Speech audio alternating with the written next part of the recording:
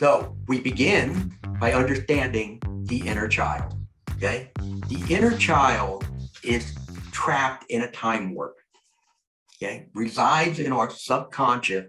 It's back there in a time when we went through some bad things. Again, life might not have been awful, okay? It may not have been awful, but you know what? We've gone through some bad things.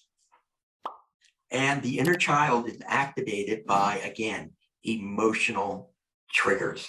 That is very important. It's an important concept.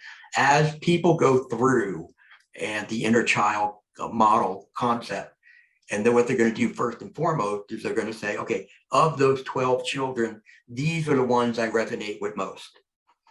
Each of those children have their own core emotional triggers that activate them. Some crossover, but for the most part, they're pretty unique. It is the core emotional triggers that are the most important thing, not the kids that you identify with. It's nice to be able to understand, okay, I associate with the unaffirmed child or the unnoticed child or need for control child. No, the big thing is the core emotional triggers. So what a child does, the inner child, he correlates a current negative event with something from the past. And what happens is the two worlds collide. And when that happens, like, for example, let's say something went wrong, and I will give you an example if we go through, but something happens and your anxiety goes from maybe a 1 to a 3. Well, this kid reaches into a storage unit, he pulls something out that he says, wow, this looks very similar to what we're going through right now. And now, unbeknownst to you, oh, my anxiety's going up 4, 5, 6, 7, 8. You're thinking it's the event that just happened. It's not, because your kid is bringing in all the baggage, all the garbage. This is part of the problem. In many cases, what he's picked up or she's picked up is incorrect. It doesn't really match up. But to that hurting, fearful child, yes, this looks very, very real.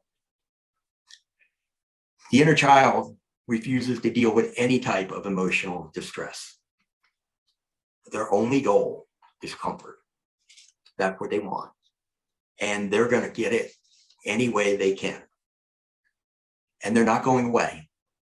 And see, this is the thing about my child that's different than others, that most people, they approach the inner child as someone who we're going to nurture, we're going to educate, we're going to comfort, and we're going to take that child, and that child is going to become as healthy, very healthy. And in that child becoming healthy, we're going to be healthy.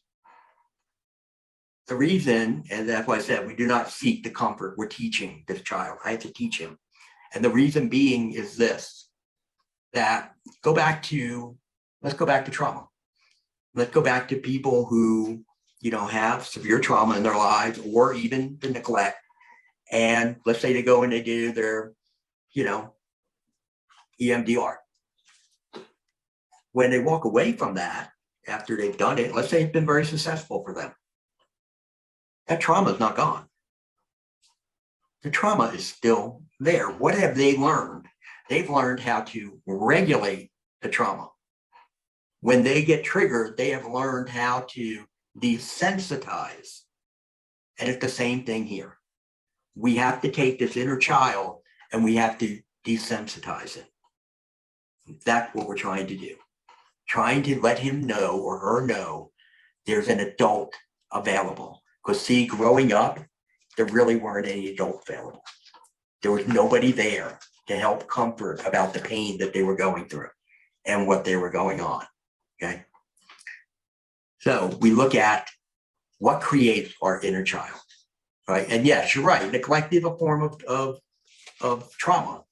There's no doubt about it, right? You got betrayal trauma is definitely part of that.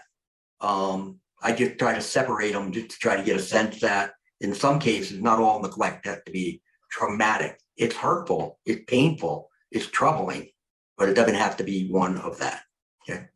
So what creates the inner child if we go through it? Well, again, we go back, it is subconscious, okay? Subconscious, and it's in this reservoir of our memory, but we just can't really obtain what's going on. And so what do those subconscious memories do? Well, they're going to influence how we react psychologically to disturbances. Okay? That's what's going to go on. So therefore, whatever that negative event that I talked about, and I call, this is what's going to happen. Those subconscious memories are going to correlate with that disturbance and therefore wind up increasing our anxiety. So repressed negative childhood events can impact, one, your thought, your behaviors, and your emotions. And this is really important to understand this. These negative childhood events can impact us in a negative way through our thinking, our behaviors, and our emotions as adults, and we don't even know it. Okay? How do we discover the inner child? How do you locate that? One, it's ongoing self-reflection. It's identifying those unresolved childhood pain points, and it's identifying the core beliefs about yourself.